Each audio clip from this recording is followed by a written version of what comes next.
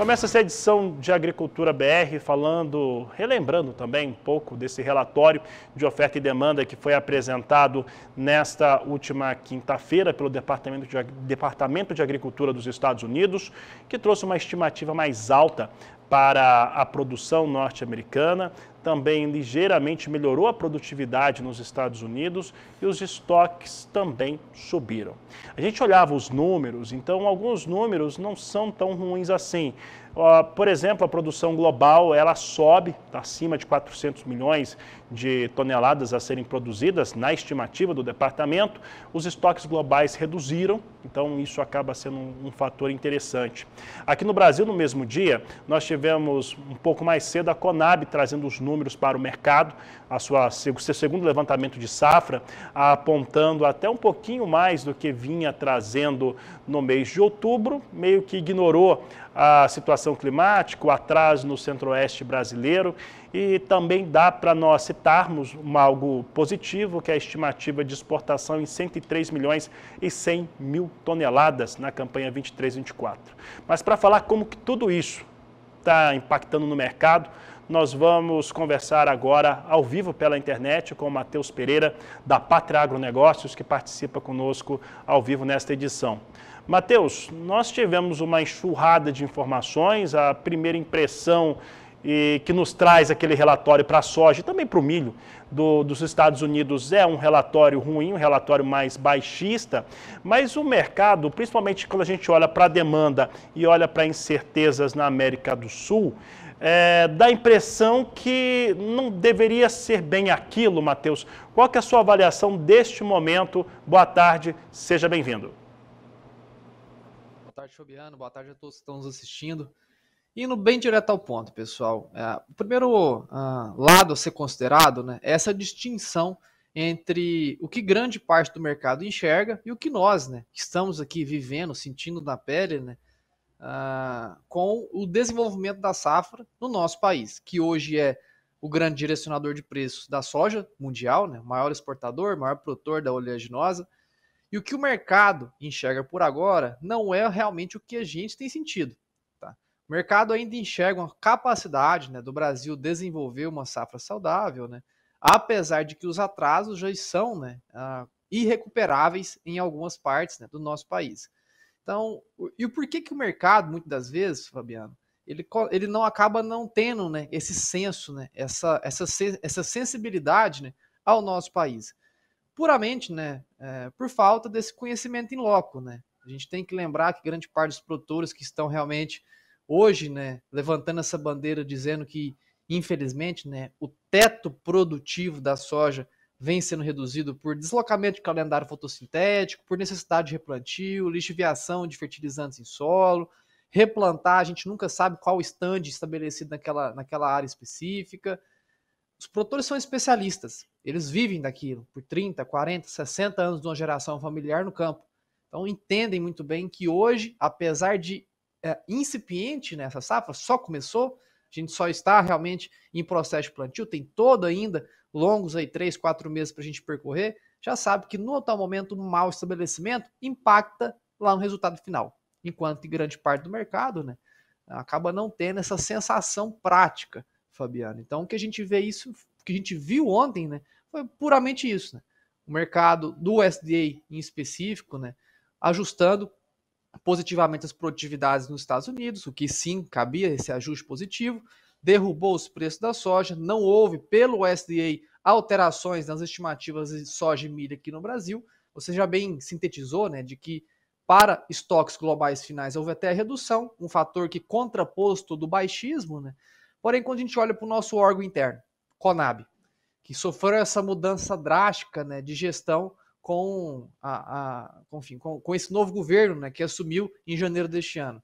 A Conab realmente ela deixou a desejar, né, em mostrar a realidade do nosso país, aumentando a produção estimada para o nosso Brasil para 2024 de soja, né, que trouxe um certo desânimo, uma certa decepção àqueles produtores que deveriam se sentir representados aqui no nosso país, que estão vendo suas lavouras, por infelicidade, né, perdendo produtividade, né, capaz neste ano por conta de calor excessivo, falta de chuvas recorrentes, atrasos aí irrecuperáveis de plantio. Então, existe essa balança, Fabiano, e entender o que nós, né, que vivemos disso, né, que sentimos no sangue realmente, não é nem no suor, é que sentimos no sangue toda essa dificuldade inicial, né, e o mercado, né, que está do outro lado do planeta, distribuído mundo afora, são centenas de milhares de pessoas, milhões de pessoas, né, que operam o mercado da soja, grande parte delas no conforto de um ar-condicionado, com as suas chinelinhas, né, não passam de domingo a domingo sofrendo de sol a sol, né, como os produtores rurais do nosso país. Então, existe essa distinção por agora, viu, Fabiano? Matheus, enquanto você vai dando a sua resposta e a sua pontuação bem importante a respeito do que nós vimos nesses números, o Vitor Carlos Zeola, sojicultor em Rondonópolis, no Mato Grosso, está participando conosco. Ele diz o seguinte: aqui na minha região nunca veio um técnico da Conab. Está afirmando aqui que na fazenda e na região não veio. Não assiste o Canal do Boi e também não conhece a Pátria Agronegócios, está citando aqui a Conab. A Conab trouxe números que realmente não estão de acordo com o que se vê no campo.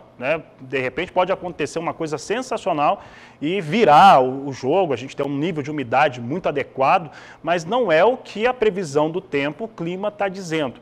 E os operadores de mercado, que estão mais atentos, Matheus, eles estão de olho na demanda internacional e também no clima, tanto esse que vigora, quanto também nas previsões de mais médio e longo prazo. E o que esses dados, quando misturados, estão dizendo para vocês? Olha, Fabiano, bom ponto, tá? E a participação, sim, do telespectador, ela foi muito útil, né? De que a Conab, de fato, ela poderia, né, ter esse pé mais presente, né, numa amostragem física, né? Entender realmente o que está no solo e sair um pouco, né, das quatro paredes, né, do escritório. Mas eu entendo a metodologia, pessoal, e é importante, né, a gente passar por esse processo de gestão. O mercado, apesar de nós, né, enxergarmos a realidade, ele é formado grande parte por pessoas que estão um pouco desconexas, né, com o que acontece em campo. Então, a gente compreendendo, né, e jogando o jogo como é jogado, acaba que a gente acaba subtraindo, né, grande parte dessa ansiedade e entendendo os movimentos de quando se posicionar, quais são realmente os momentos, né, de entrar nesse mercado. E a Conab, por mais que hoje, né, possa parecer um pouco lúdica, né, em aumentar a produção do nosso país, é uma instituição, né, que com o agravamento dos problemas, Fabiano, e já alinhando com a pergunta, né, os problemas hoje, eles existem, tá? Todas as regiões, o centro, norte, nordeste do nosso país enfrentam calor excessivo, falta de chuvas. A gente fez um levantamento ao fim de julho, Fabiano, o qual a gente já mencionou por aqui com vocês, que hoje ainda são mais de 17 milhões de hectares de soja sob ameaça climática. Esses mesmos 17 milhões de hectares foram levantados pela Pátria ao fim de julho, continuam em monitoramento, que são as regiões que são afetadas com a falta de chuvas. E, infelizmente, nos próximos 10 a 15 dias, este mesmo padrão de calor excessivo, falta de chuvas, permanece para essas 17 milhões de hectares, que está distribuído no Mato Grosso, parte do Mato Grosso do Sul, quase todo o estado de Goiás, grande parte do estado da Rondônia, Pará, Tocantins, que provavelmente tem sido o epicentro, né, dos grandes problemas, oeste da Bahia, o oeste também ali da região produtora de Minas Gerais, Piauí, Maranhão. Então, realmente é muita área, né, que passa por esses problemas e que os mapas climáticos, as previsões climáticas, né, continuam apontando para a permanência desse padrão observado. Tá, Fabiano? Então, apesar de que Conab esteja deslocado da realidade nos seus últimos números atualizados, a gente vê que sim, né, caberá à entidade, né, ser um pouquinho mais fidedigno ao que acontece em campo, né, que está longe de um crescimento de oferta. Muito pelo contrário, já estamos vivendo, Fabiano, uma contração, né, da produção esperada aqui no país. Tá certo, Matheus, eu aproveito, né, que o pessoal está fazendo comentários enquanto você vai respondendo. Samuel Coelho Lima, ele que é lá do estado do Paraná, está mandando um alô para você, mandou um abraço. O Antônio Oliveira não falou do estado que ele está dizendo, vou pedir para o pessoal mandar nas mídias sociais. Coloca, por favor, aqui no grupo, né, também onde está sendo discutido, coloca o estado onde está, que isso aqui ajuda bastante. A Camila Zanlucci, aqui de Maracaju, no Mato Grosso do Sul, também está comentando a entrevista e estão gostando de ouvir o que você está dizendo, Matheus.